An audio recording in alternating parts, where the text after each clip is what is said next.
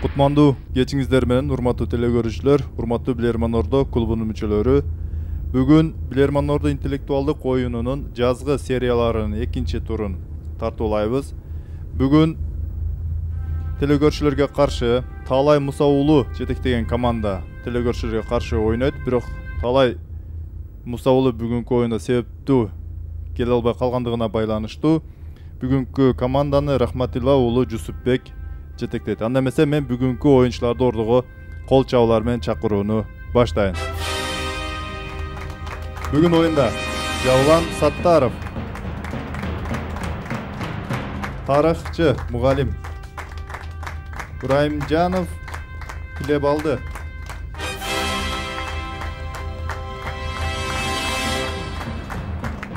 Нуркулова Айсалкын, Маматбек уулу Актилек, Акматалы уулу Самат. Жана ошондой эле бүгүнкү оюндун команда капитаны Рахматилла уулу Жусупбек.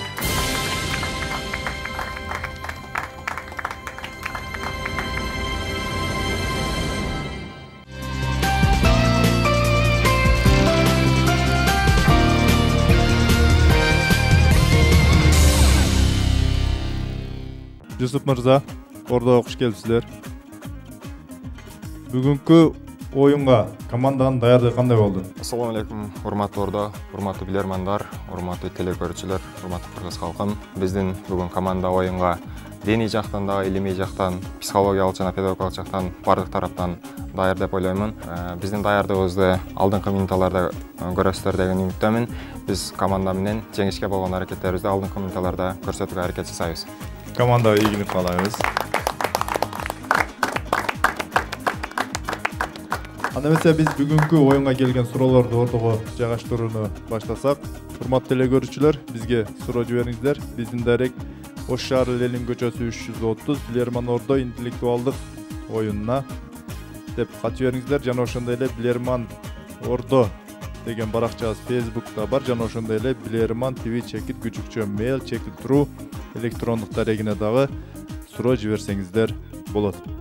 Ал эми бүгүнкү оюнубуздун демөөрчүсү, улут жүзү коомдук фонду жана анын президенти Рустам Маманов болуп эсептелинет. Улут байлыгы билимдүү жаштарда деген уран негизинде билермандарды ар тараптуу колдоп келүүдө Рустам Мамановго ыраазычылык билдиребиз. Жана ошондой эле биздин өнөктөшүбүз Ата кондитердик фабрикасы таттуу менен жашашаңдуу деген уран негизинде билермандарды өзүнүн таттууларын кабылдап келген Ата кондитердик фабрикасына дагы ыраазычылык билдиребиз.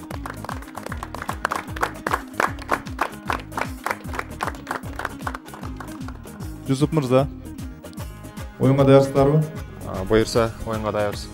Анда эмесе биз оюнду баштадык. Эсеп болсо азырынча 0-0. Биринчи раунд. Жусуп мырза, сиздерге эскертүү өтөйүн. Сиздерде 1 мүнөт бонус жана ошондой эле ордодон жардам алуу мүмкүнчүлүгүңүздөр бар. Керектүү учурда алып пайдалансаңыздар болот. Биринчи раундда сиздерге каршы Ош шаарынын тургуну Гүлнура Эрмекова суроо берет. Суроосунун байгеси 1000 сом. Урматтуу билермандар, тосуп алыңыздар, ордого сумка чыгарылат.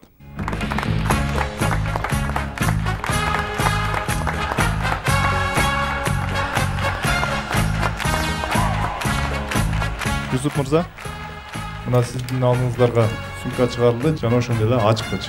Ачкыч бар бекен? Ооба, турат.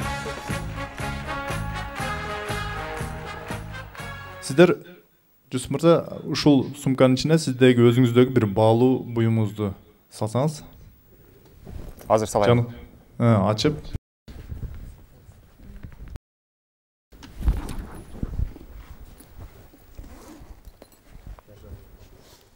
Жабыңыз. Жаптым. Эми жанагы ачкыч менен, кулпу менен аны бекитип салыңыз. Бекиттим.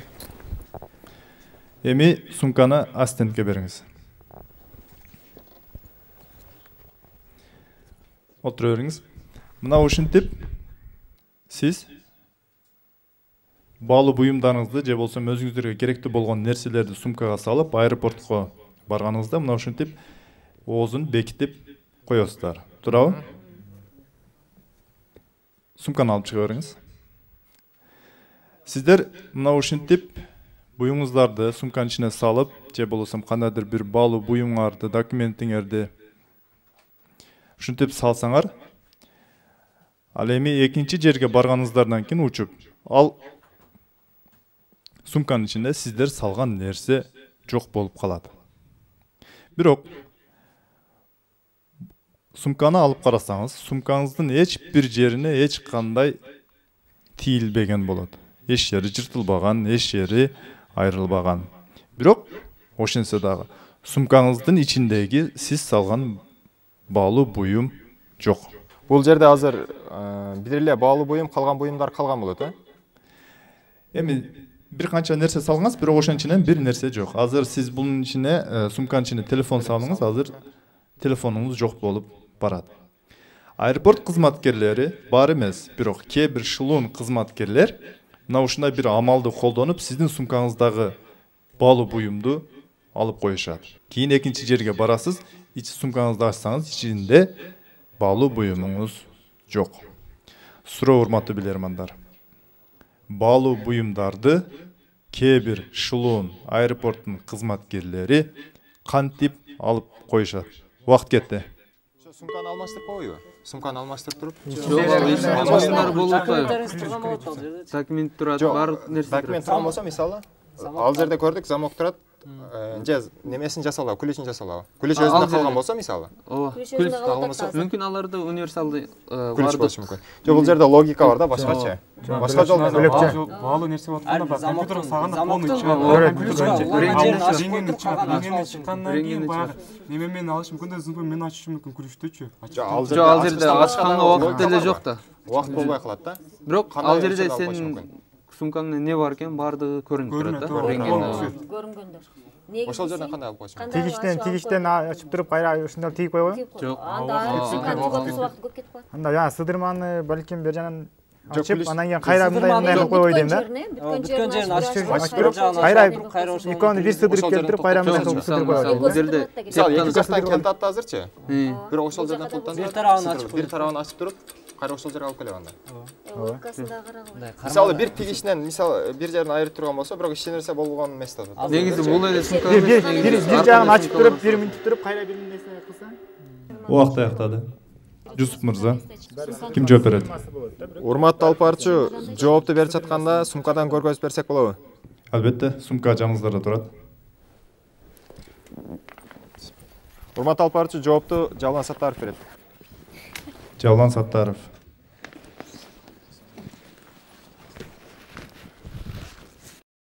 Жоопту берүүдөн мурда ключту Жусуп мырзадан алып, ачыңыз сумканы.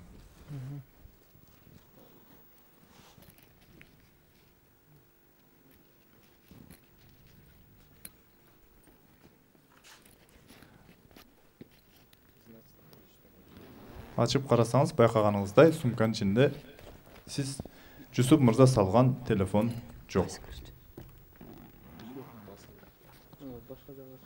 Жаап коюңуз кайра. Жооп бериңиз. Кантип алышкан? Ну, басла. Бирок аларда ал ключ жок болот.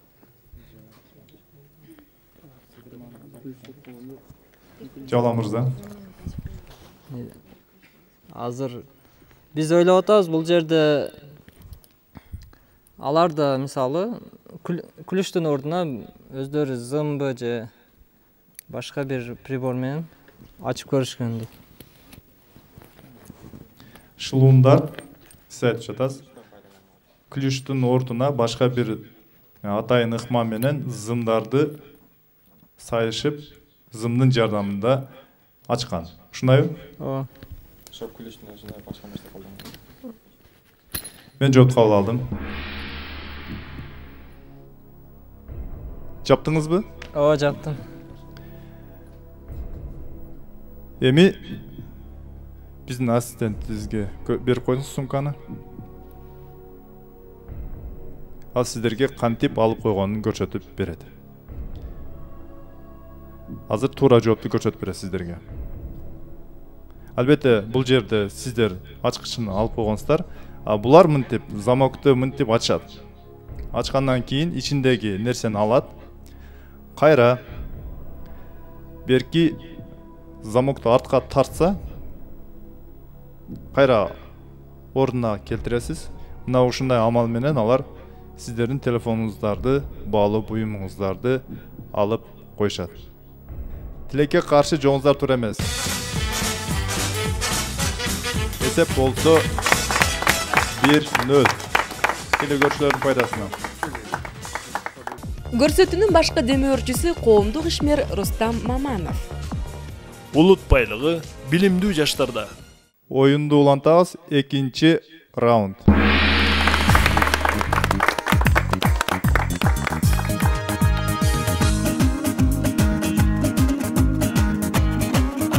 Жусуп мырза, сиз мына ушундай жол менен сумкаңыздан бир баалуу буюмдарды жоготкон учурлар болгонбу? Учкан учурларда. Жок, учкан учурларда бар эле чыккан.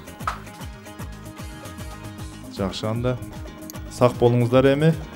Экинчи раундда сиздерге каршы Өзгөн район тургуну Шамырбек Чаров суроо берет. Суроосунун байгеси 1200 сом. Мен Шамырбек Чаровдун суроосун окуйм. Залман Львович Амитин Шапиро деген белгилүү бир СССР инсаны бар.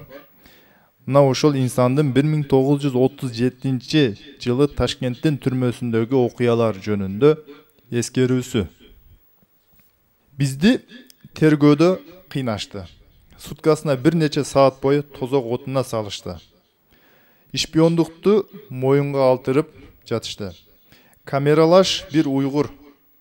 Айрылган, тытылган, канаган жери жок, тез эле кайтып келди. Биз аны эмне үчүн сабашпаганын сурадык. Уйгур чаламоңол орусчалап айтып берди. Сен ишпионсуңбу? Деди тергөөчү. Ишпионмун дедим. Ал кол кой деди, мен кол коюп бердим. Ал кое берди. Кийинки жолкусунда сен кимдин ишпионусуң деп сурады. Япониянынбы деди. Японияныкы деп жооп бердим. Кол кой чыгып кет деди. Кол койдум, чыгып кеттим. Бүт сурак ушул деп жанагы уйгур бала камералаш адамдарына айтып берет. Камерадагылар келесо болуп калгансың деп ачууланышты. Сен өзүңө өлүм өкүмүнө кол коюп берген турбайсыңбы дешет. Бирок уйгур бала буга ошол учурда татыктуу жооп берген болот. Суроо урматтуу билермандар. Бул абалга уйгур бала кандай жооп берген? Убакыт кетти.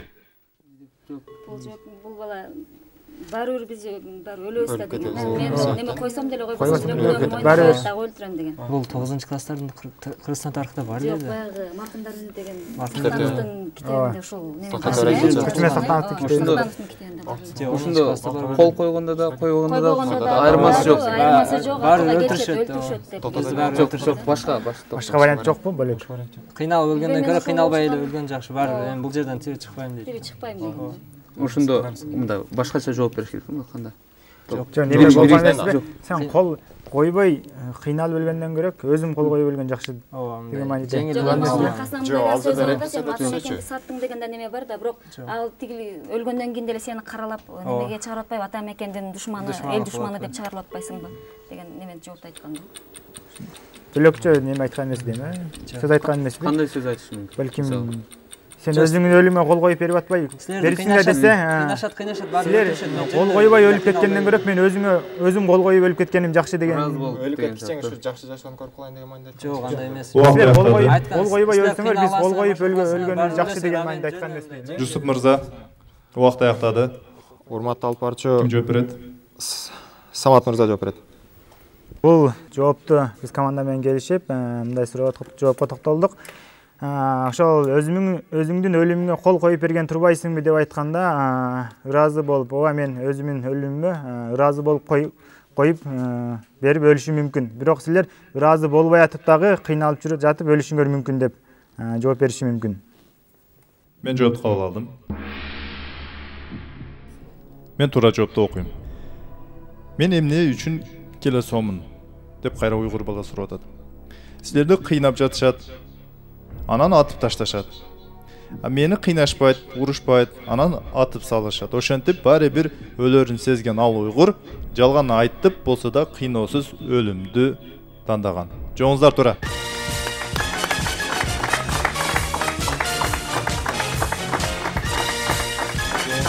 Есеп болсо 1-1. Oyun улантабыз. 3-чү раунд.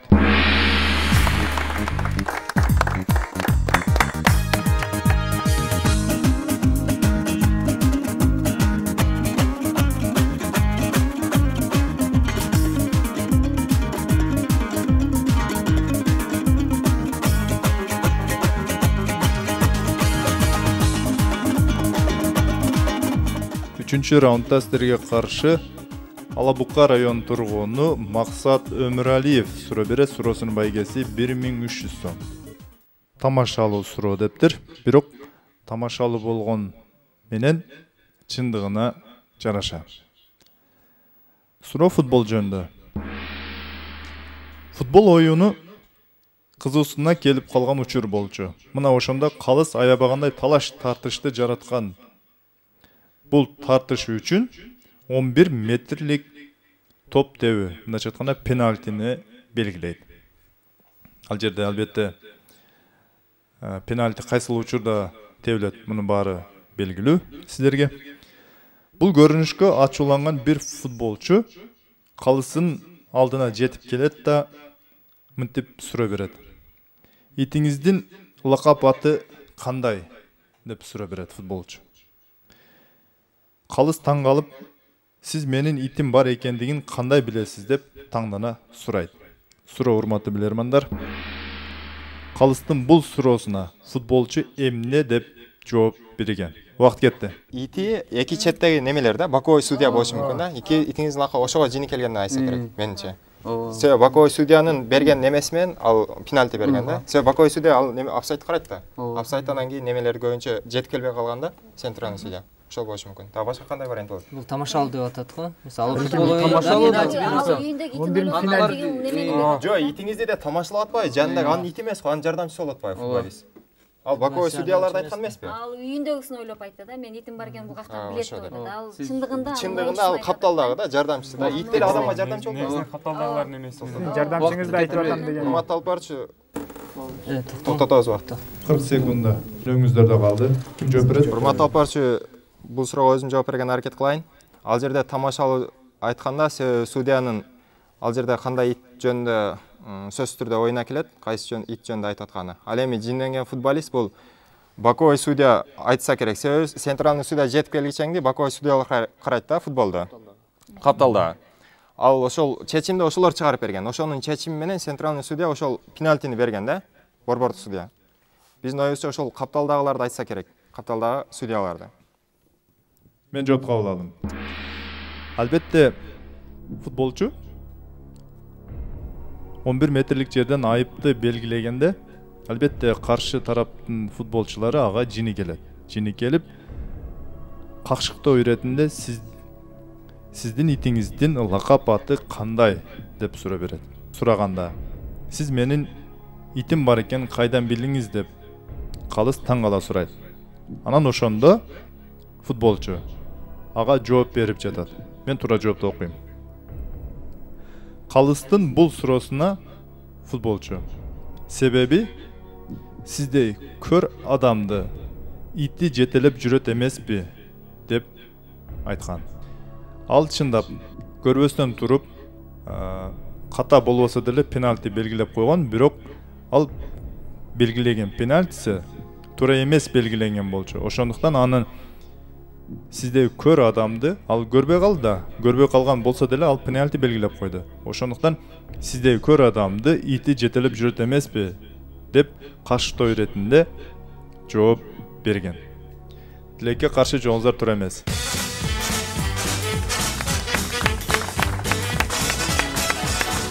Эсеп 2-1. Телекөрүүчүлөрдүн пайдасына. Лакомка, дамду, лакомка. Вафлини дайыма жаныбызга ала алабыз. Лакомка. Рулетте пиццаны жакшы көрөбүз. Пирожный өзүндө эрийт. Лакомка. Балалыктын даамы. Oyunu ulantабыз. 4-cü rauнд.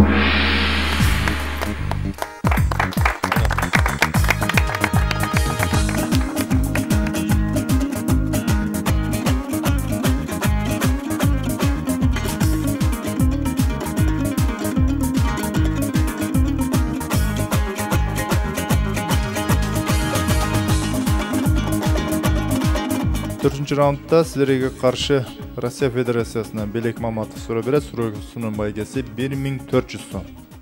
Мониторға көңіл бұрауыз. Назарыңыздарда FedEx компаниясының эмблемасы. FedEx компаниясы 1971 жылы негізделген. Негіздеушісі Фредерик Уоллас Смит. Учурда директор жана директорлар кеңешінің төрағасы, жана ошондой эле президенти. Өзүңүздөргө маалым болгондой, FedEx компаниясы жеткирүү кызматын аткарат. Бул компания Ошто деле өзүнүн ишмердүүлүгүн аткарса керек, бирок мен Ошто көргөн эмесмин. Бирок дүйнөгө белгилүү компаниялардын бири. Суроо мына ушул компаниянын логотиби жөнүндө. Суроо, урматтуу билермандар. Эмне үчүн FedEx компаниясынын логотипинде Д тамгасынан кийин турган Е тамгасы ортодо турган башка тамгаларга караганда чоң жазылган? Мунун сыры эмнеде? Убакыт кетти. Экспорт.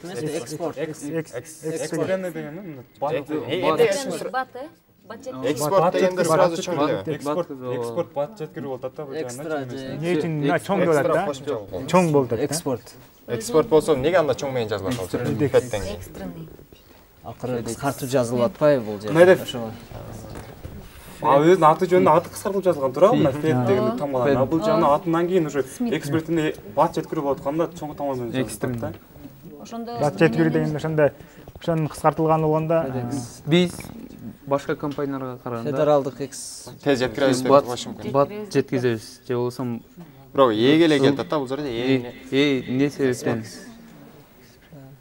Бат жеткирүү, экспресстин башы эле болушу мүмкүн да? Экспресстин башы да? Кызмат көргөзүү. Кызмат көргөнүн башы. Биз жаңы сөз болуп аткандыктан. Ал жерде мен талайлы. Убакыт аяктады. Ким жооп берет? Урматтуу алып барчы 30 үнөмдөгү мүнөттөн 30 секунда. Жок, урматтуу алып барчы. Ордодан жардам алабыз. Урматтуу Ордо, команда сиздердин жардамыңыздарга муктаж. Сиздерге 20 секунд убакыт берилет. Жардам бериңиздер. Мол жерде стрелка пайда болуп атпайбы? Ошол стрелка бат жеткирүү деген. Стрелканы пайда кылуу үчүн стрелканы пайда кылып булар жеткирип берет деп атпайбы? Бат жеткирүү. Жүктүү же башка сөз экен. Стрелканы пайда кылуу үчүн Убакыт аяктады, урматтуу билермандар. Урматтуу алып Жардам барчы. берүүнү токтотобуз. Ордон жардам менен жооп берип жатабыз. Бул жерде энин чоң өзүм жооп берейин. Бул жерде энин чоң болушу өзүңүз көрүп турасыз, бул жерде стрелка пайда болуп турат, бул жака караган. Белги стрелкасы, мындайча айтканда бат жеткирүү өзүнүн командада чыкты. Себеби негизгиси бул жерде эни чоң кылыштын себеби, эгер эң кичине болуп калса, ал жерге стрелка туура келбей калат ыйкысынын жанына. Ошол стрелканы пайда кылыш үчүн мындайча айтканда бат жеткирүү да. Энин чоңнун себеби, чоң болушунун себеби ал жерге жазылыш. Стрелканы пайда кылыш. Же көргөзүп берүү да. Мен жоопту кабыл алдым. Мониторго көңүл бурсаңыздар, мен туура жоопту көрсөтөм. Туура жооп төмөндөгүдөй. Жооңуздар туура.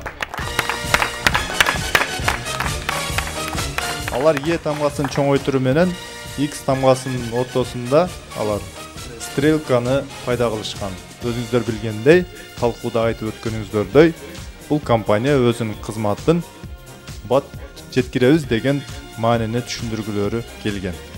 Жоңузда тура. Эсеп болсо 2-2. Oyun улантабыз. 5-ci rauнд.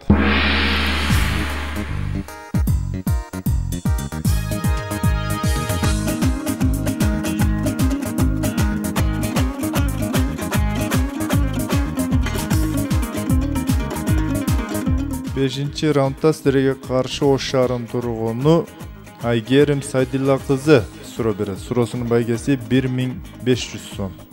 Мен суроону окуйм. Көңүл бурасыздар. Айсалкын айым, сиз тарыхчысыз. Өткөн оюнуңуздарда сиздерге Египеттин иероглифтери жөнүндө суроо келген. Мунусу да сиздерге Египетке байланыштуу суроо. Мен ойлойм, сиз тарыхчысыз, таба алсаңыздар керек.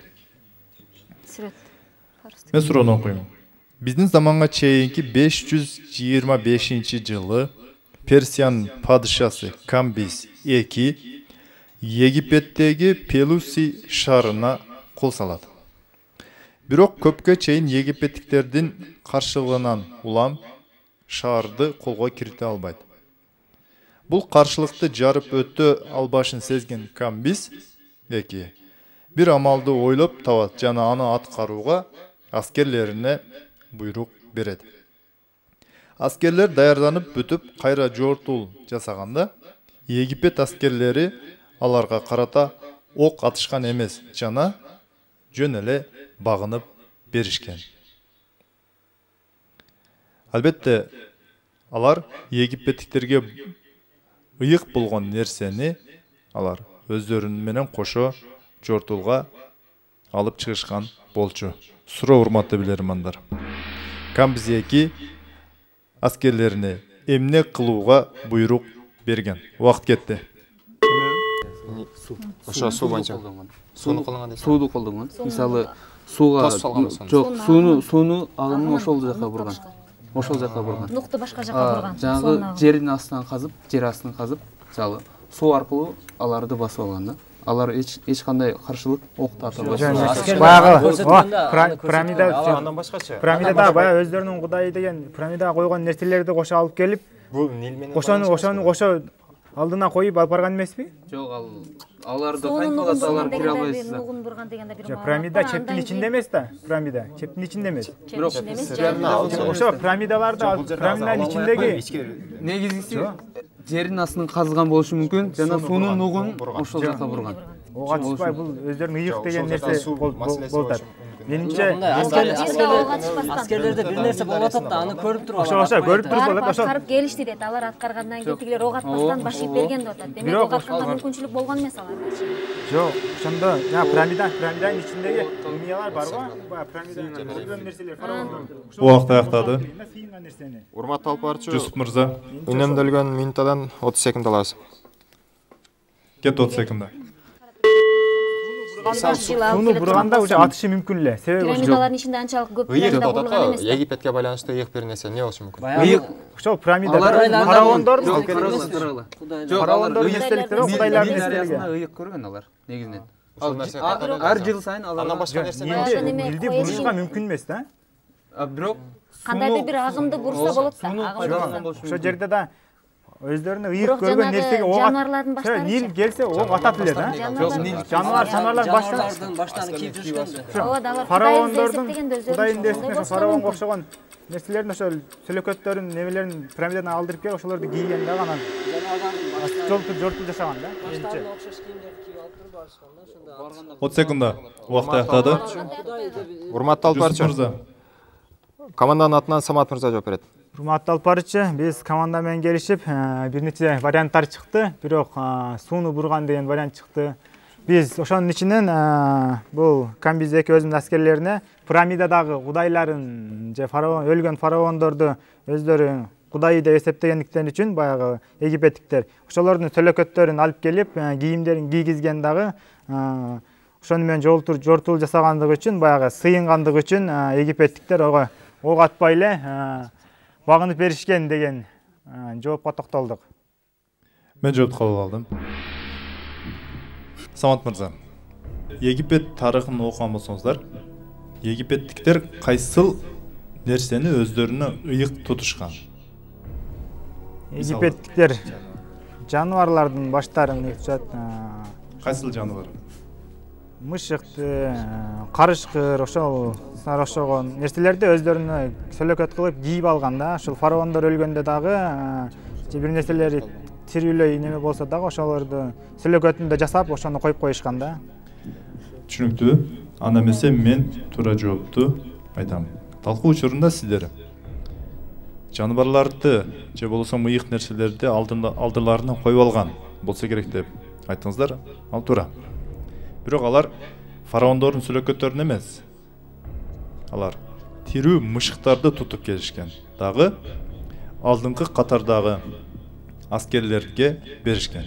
Же болбосо ар түрдүү маалымат тарыхтарда ар түрдүү берилген. Кээ бирөөлөр баштарына коюп алган дейт, кээ бирөөлөрдө калкандарынын алдына коюп алган дейт.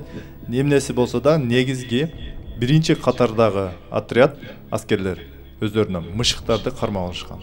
Ошол учурдагы түшүнүк боюнча эгерде кимдир бирөө египеттиктерден мышыкты өлтүрсө, алар чоң күнөөгө кабылышкан жана ошондой эле өлүм жазасына тартылышкан. Мына ушундан коркушуп алар египеттиктер Камбиз экинин аскерлерине ок аткан эмес жана оңой эле жеңилип беришкен. Тилекке каршы жооңуздар туура эмес. Туура жооп бул жандуу мышыктар болчу. Эсеп 3-2. Телекөрүүчүлөрдүн пайдасына. Көрсөтүүнүн башкы демөөрчүсү коомдук ишмер Рустам Маманов. Улут байлыгы билимдүү жаштарда. Ойун улантабыз. 6-чы раунд.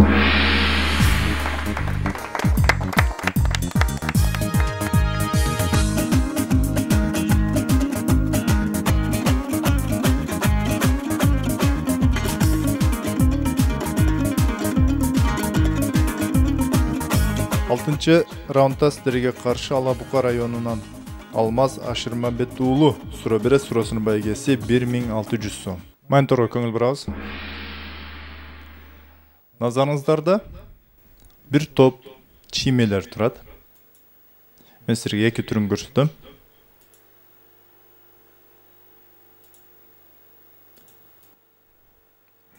Алмаз мырза сиздерге кыска эле суроо берген.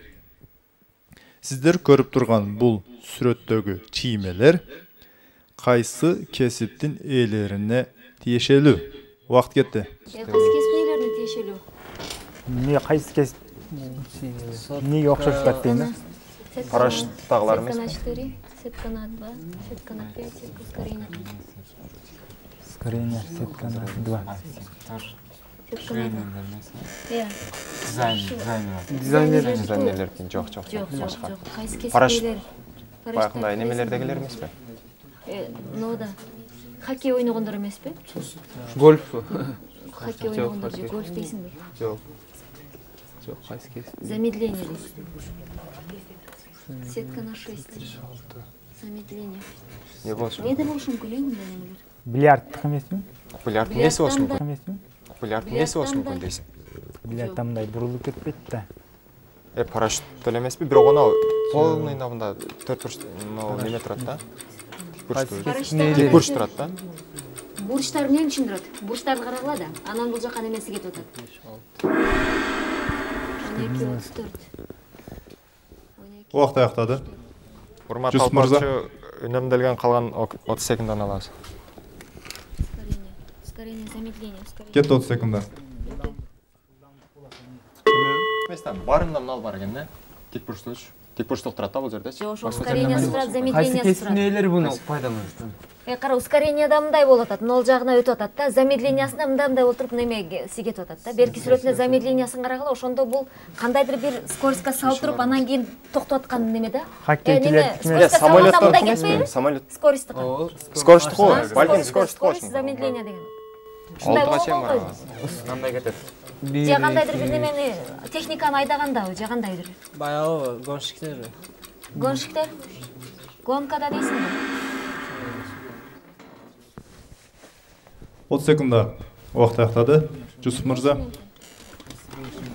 Кайсы кесип ээлерине? Урматтуу алып барчу, чындыгында бул логикалык суроо экен, оор. Бул суроого Айсалкын эске жооп берет. Айсалкын Нуркулова. Урматтуу тил алып барчу, урматтуу ордо. Биз азыр могу немени сүрөттөрдү көрүп туруп, кандайдыр бир техникалык же замедление анан кийин неме деп жазылып турат да, бул же ускорение депчи.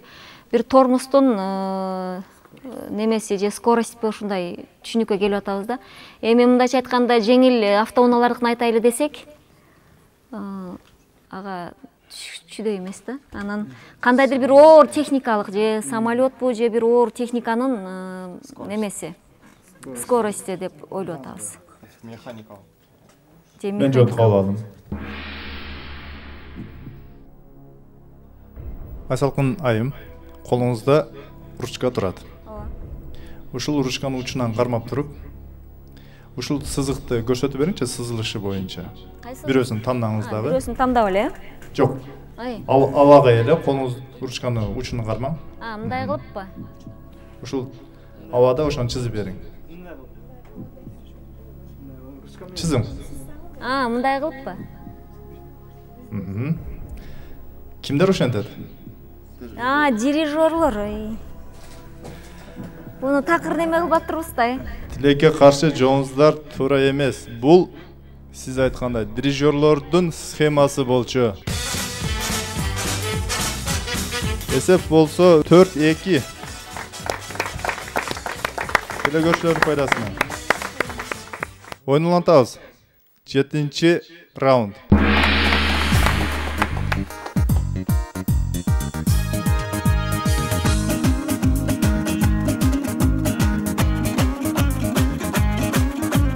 Сиздер жок дегенде мына ушул сызыктардын кыймылына аракет кылып көрүңүздөр, кандай чызылгандыгы жөнүндө. 7-ci раундда биз сиздер менен блиц раунд ойнойбуз.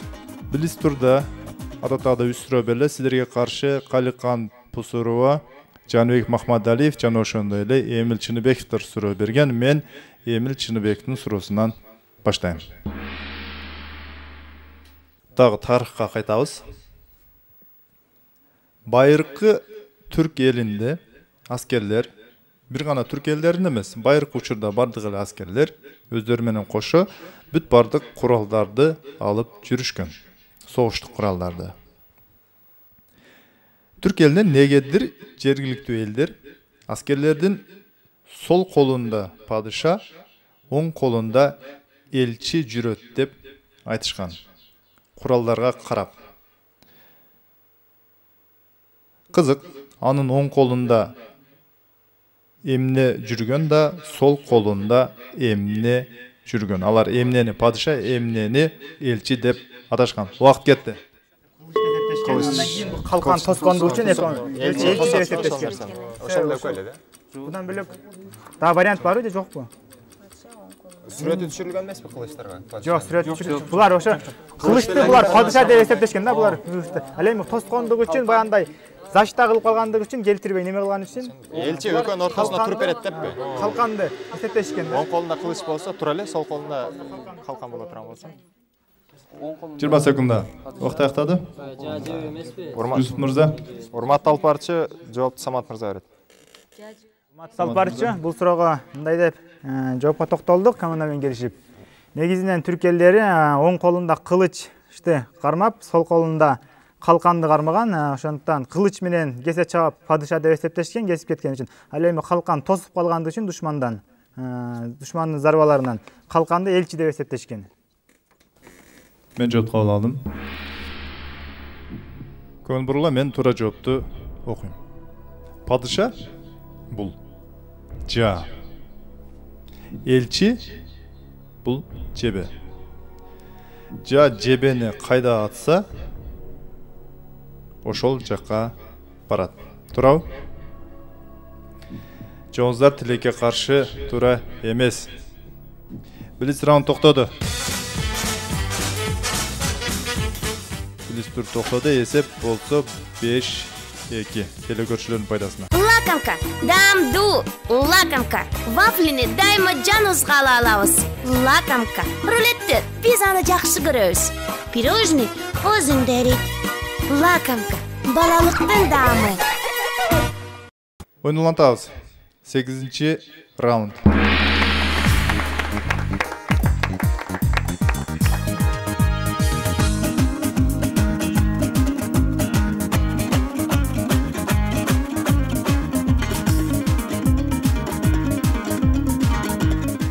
Сегизинчи раундда сіздерге қаршы Бишкек шаарынан Назима Дубашева суроо берет. Суроосунун байгеси 1800 сом. Мен Назима Дубашеванын суроосун окуйм. Мониторго көңүл бургула.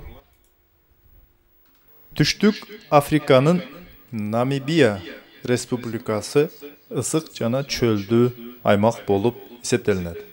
Ал жактагы сүрөттөргө көңүл бурсаңыздар, электр мамыларынын түбүнө ушундай сүрөттө көрүп турганыңыздардай таштарды айлантырып таштап коюшат. Бул жөнөкөй таш эмес.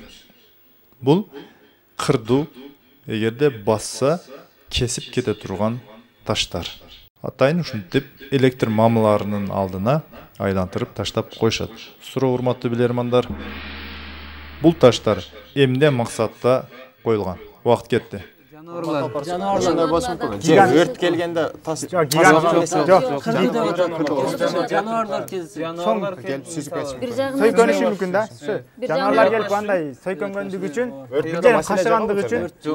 бир жерин кашыгандыгы үчүн, жыгып коет да. Ошол үчүн баягы андан кийин чөлдү болгондуктан шамал болот дагы, баягы могу столбаны кулатып кетпеш үчүн таштарды дагы эмне кылып койгон? Кырлуу таштарды коюп жануарлар келип сойкөнгөндүгү үчүн да. Сойкөнгөндүгү үчүн башка Америкада ысык болгон үчүн да. Жок, ысыкка байланыштуу эмес, бул жануарлар жолугуш үчүн. Эгер ысыкта боло турган болсо, таштардын үстүнө келип жануарлар жатышы мүмкүн да, кез келдирип башкалар келип жатышы мүмкүн да. Жок, кез келдирип жануарлар мисалы Африкада пил бар, дагы не бар. Ошол жануарлар. Буйволдор келип сойкөнсө, бак фетти үзүп коюшу мүмкүн да, момуну жыгып коюшу мүмкүн да. Мамыны. Аны жыгытпаш үчүн, жыгытпаш үчүн ошо кырып таштардан басканда буттарга эме болгондугу үчүн түшүп өрт табыш мүмкүн Токтой. Убакыт аяктады. Жусуп мырза. Басканда неме болот да? Буттарга келгенче кийген.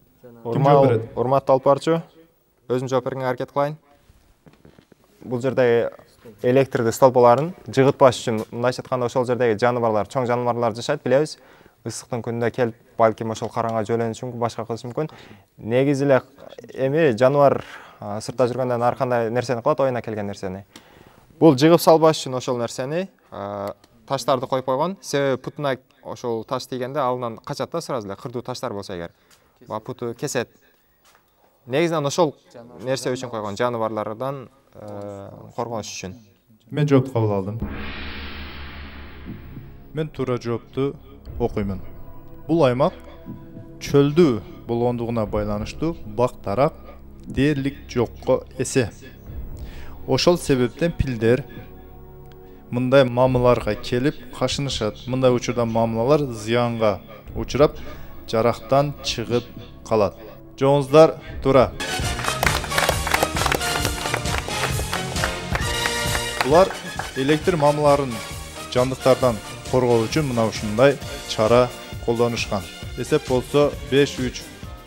Ойнулантабыз. 9-раунд.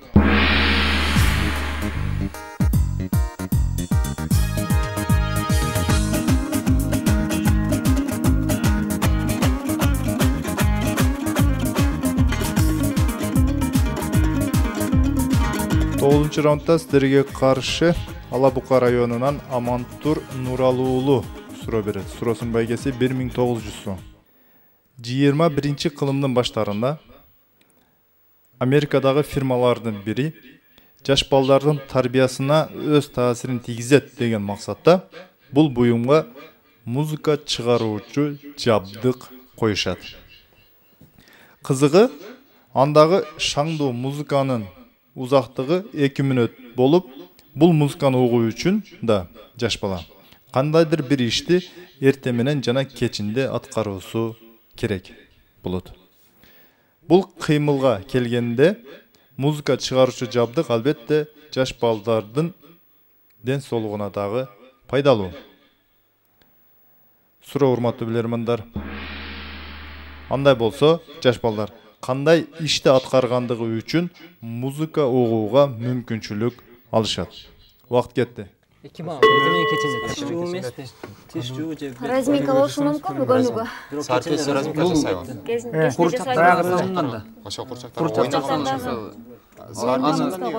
Баягы эмелер эмеспи? Каданоктордо бар го, каданокко басып, мына баскыламай сайын, ар жерин басканда ар кандай музыка чыгат да. Же ошо басканда гана же жылтырактар жан немелер жанат. Саар кечинде деп жатпайбы? Саар кечинде немечи? Бул ден соолугуна деле пайдалуу деп атпайбы? Эртең менен ден соолугу кыймылдайт, денеси кан жүгүрөт. Бийлеши мүмкүн. Саар кеч болгондо жагы курчак. Мисалы баягы баю-бай ырын ырдап туруктатышы мүмкүнбү? Эртерээк эми жаш балдар үчүн мисалы 8-9 саат 8-9 нормалдуу да. Бир кыймыл керек болот да, бир кыймыл болгондо музыка чыгат да. Бир болсо кыймыл болгондо музыка чыгат. Ден соолугуна байланыштуу деп атат, педагогикалык тарбиясына байланыштуу деп атат. Ден соолугуна да байланыштуу деп атат. Ден соолугуна да байланыштуу деп атат. Бул бир курчактарды жаткызып Уақыт аяқтады. Жүсіп мырза. Ким жооп берет? Жооп бересиңер же? Урматтуу алпар 20 секунда. Уақыт кетти. Жок, баскылаганда тиш жууйт, ошондой бир нерсени кыймылга келгенде гана бир музыка чыгат да. Эртең менен кечте атат, эртең менен кечте эртең турганда тиш. Эгер музыка болбосо ал зыян экен да. Ошондо дагы тишин жууйт да.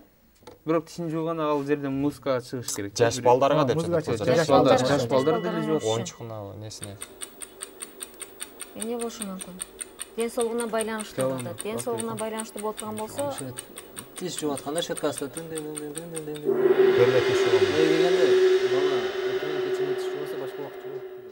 күндүз обед эч ким жуубайт, жаш балдар. 20 секунда аяктады.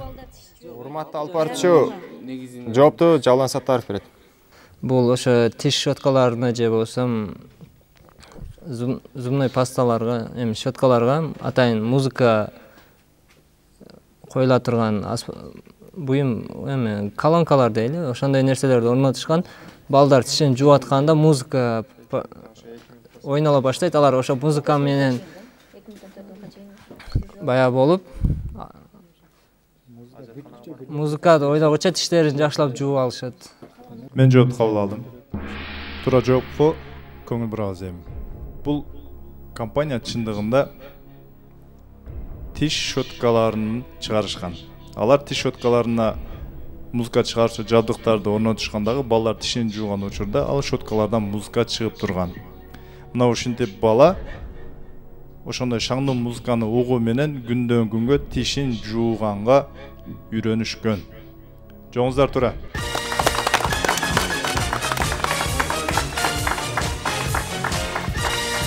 Эсеп болсо 5-4. Oyun улантабыз. 10-раунд.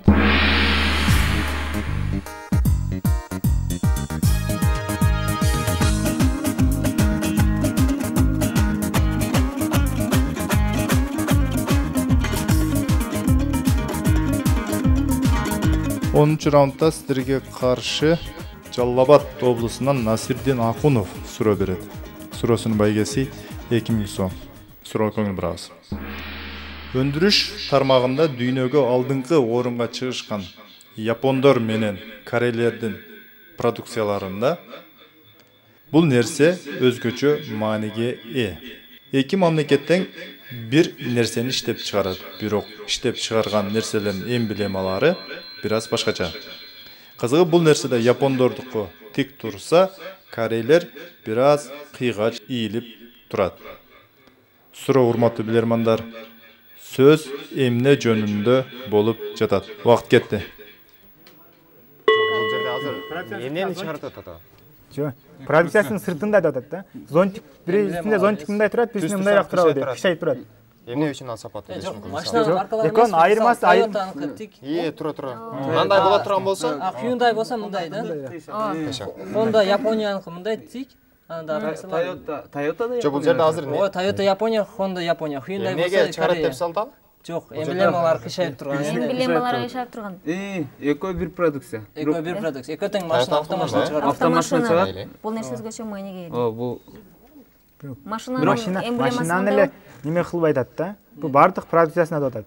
Продукция болгондо, эми өндүрүш болгондо, эми Toyota'nын бирисинде кыйшайбайт го. Жок, Toyota жок, кыйшайбайт. Дүйнөлүк орунганга чыккан. Продукциясында эле бардык кээ бир фундайларда эмблема кыйшак. Японияда япондордун немесинде тигилген, карбюраторунда ийип турат.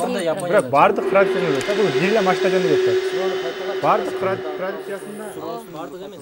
Убакыт аяктады. Урматтуу алып барчу, машиналардын эмблемаларында болуш керек. Себеби экөө тең дүйнөгө бул техника менен белгилүү.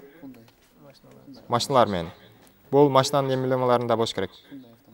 Hyundai автомашиналарынын эмблемаларында. Кайсыл машинанын эмблемаларында? Hyundai автомашиналарынын көбүнчө, дагы бирөөсү кайсына? Honda да жок. Honda түз да, Япония. Hyundai болсо кыйшак. Honda жана Hyundai автомашиналарынын эмблемасына сөз кетип жатат. Мен жоопту кабыл алдым. Мониторго көңүл бурсаңыздар болот. Мен туура жоопту мониторго эле көрсөтөйүн негизи. Бул Honda жана Hyundai автоунааларынын эмблемалары жөнүндө болчу. Жооңуздар туура.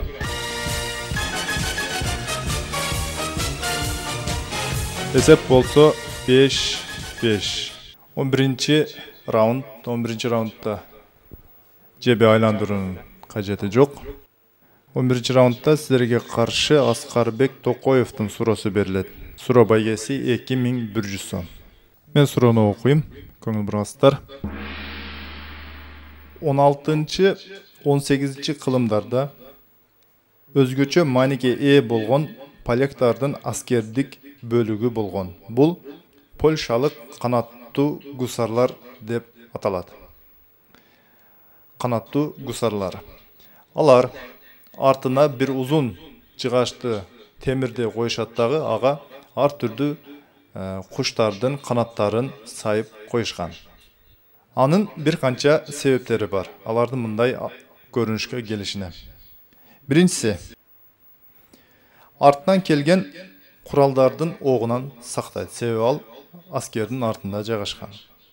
Экинчиси, аттар катуу чапканда ал канаттардан катуу үндөр чыккан. Бул үндөр душман тараптын аттарын үркүткөн. Бул экинчи себеби. Үчүнчүсү, Жокер аттан куулаган мезгилде жерге жыгылат. Ошол жерге жыгылганда жерге жыгылуусунун коопсуздугун төмөндөтөт. Мындайча айтканда жерге жеңил түшөт. Ошол канаттардын жардамы менен. Байкаган болсоңуздар, сиздер 4-чү себебин таап беришиңиздер керек. 4-чү себеби бул ал деле ошол согушка байланыштуу. Суроо урматтуу билермандар, алар бул канаттар менен душмандардын дагы кандай коркунучунан сактанышкан. Бул 16-чы, 18-чи кылымдарга таанык болгон окуялар. Убакыт кетти. Атыш керек да мына. Биринчиси октордон сактады, экинчиси душмандардан Жокер согушка кирип бартабы. Жыгылгандан кийин защита кылды. Тургандан кийин жумшактык түштү. Жумшактык тургандан кийинчи баягы кылычтар менен чаап неме кылган. Жок, турганда сразу душманга согушка киргенде не болот? Жок, тургандан кийин согушка кирет да. Бул жерде жыгылган жөнүндө сөз болгон жок бул жерде. Башка мисалы, башка душмандарды коркутуу же болсо душмандардын коркутуп бүттү да бул. Жок, коркуп бүттү. Дагы душманга согушта өздөрүгө жеңилдик. жашынганга байлуу. Жок, эмнесине жашынат? Калкан болбосо. Калкан болуп атпайбы? Жок, кандайдыр бир арт жагынан ок өтүп атпайбы? Ок тийген эмес атат. Октон койгоду. 16-чы басым жасаш керек. Мисалы, эгер бул түктөр болсо, мисалы, ар дайым талаада түздө согушкан эмес да турабы? Мүмкүн токойлордо же болбосо жашынганга жардам бериши мүмкүн. Жашынганга. Убакыт аяктады. Урматтуу алып барчу, бул жоопко да акыркы чечүү суроо болгондуктан Жалган Саттар жооп берет. Эми биз ойлоп атабыз, мисалы, ошол гусарлар токойдо же болбосо ачык жерде деле мисалы атынан жыгылып түшүшү мүмкүн. же болбосо аты өлүп калышы мүмкүн. Ошондо баягы канатты өзүнө мындай бекинүү үчүн же болбосо мындай жашырынуу үчүн, ошонун артына жашырынып согушуу үчүн же болбосо ошо разведка кылуу үчүн деле колдонушкан. Жөө калган учурда ошого жашырынып, мисалы, качкан. Мен жоопту кабыл алдым. Туура жоопко көңүл бургула. 16-18 кылым.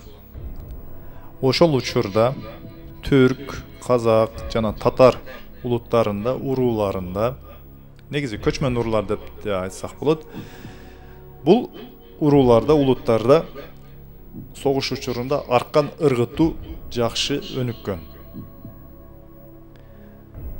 Алар арканды ыргытканда бардык чаап кетип бараткан адам болобу, жөө адам болобу, арканды илип туруп, адамды сүдүрөп кетишкен. Мына ушундай учурларды көргөнсүңөр. Тарыхта деле бар. Ал эми ал турган канаттар мына ошол ыргытылган арканга тоскоолдук кылышкан. Мындайча айтканда, адамга ыргытса, ал канаттар тосуп калган. Мындайча айтканда, казактардын, ошол учурда түрктөрдүн арканынан сактанышкан. Жоңуздар тилекке каршы туура эмес.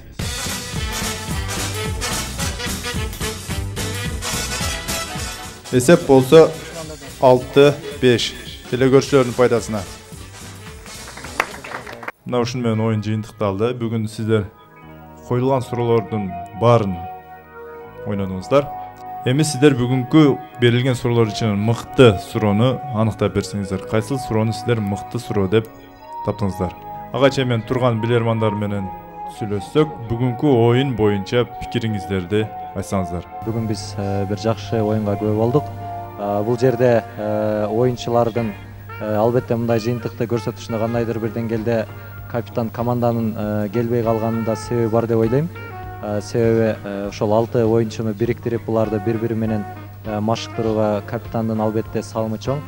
Анан бүгүнкү оюнда негизи команда бардык жоопторду таап жатты, бирок эки ача пикирди жараткан суроолордон булар адашып калган учурлар көп болуп жатты. Жусуп мырза, сөз сизге. Кайсыл суроону мыкты суроо деп таптыңыздар? Суроолор да аябай кызыктуу болду. Оюн да аябай кызыктуу деп эсептейбиз. Биз тиш счетка боюнча суроо берген телекөрүүчүнүн суроосун мыкты деп таптык. Бул суроону бизге Алабука районунан Амантур Нуралы уулу жиберген болчу. Биз Амантур Нуралы уулуну мыкты суроо жибергендиги үчүн ага кошумча сыйлык жибарабыз. Мына ушун менен биздин оюн жыйынтыкталды. Эсеп болсо 6-5 менен жыйынтыкталды. Жусуп мырза, бүгүн сиздерге Ыйман фонду Кыргызстанга белгилүү иштерди алып келүүдө. Сиздерге атайын өзүнүн китептерин белек кылып алып келиптир. Кабыл алып коюңуздар. Биз ушун менен оюнду жыйынтыктайбыз. Оюндун демөөрчүсү Улут жүзү коомдук фонду жана анын президенти Рустам Мамановго ыраазычылык билдиребиз. Жана ошондой эле Ата кондитердик фабрикасына да ыраазычылык билдиребиз. Оюнду мен Шатман Маматсаков алып бардым. Кийинки оюндарда кездешкенге чейин аман болуңуздар. Көрсөтүүнүн башкы демөөрчүсү коомдук ишмер Рустам Маманов. Улут байлыгы билимдүү жаштарда.